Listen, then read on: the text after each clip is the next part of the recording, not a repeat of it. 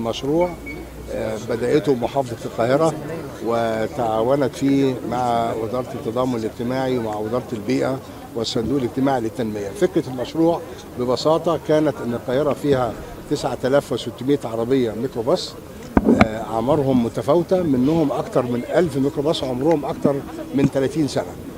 طبعا معرضين، كلهم نوعيات قديمة، كلهم ملوثين للبيئة، كلهم يعني كثيري الأعطال. فالمشروع ده كانت فكرته ان احنا نساعد مالك السيارة بانه يتملك عربية جديدة تعمل بالغاز، والترتيبة كانت ان وزارة البيئة هتدعم هذا المشروع ب 5000 جنيه لكل سائق او لكل مالك سيارة، ومحافظة القاهرة تدعم ب 5000 جنيه اخرى، ووزارة التضامن الاجتماعي من خلال الصندوق الاجتماعي، ثم لاحقا من خلال بنك ناصر تقديم قروض على فترة طويلة، أعتقد 7 سنوات بفائدة صغيرة، أعتقد أقل من 6%.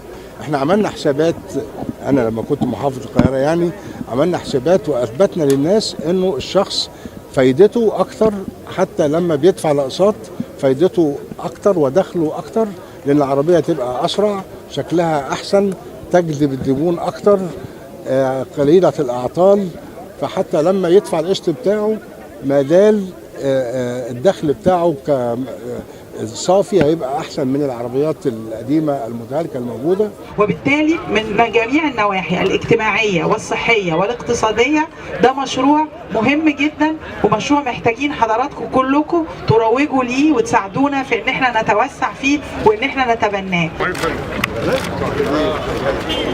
يا جماعه الميديا ترجع يا جماعه.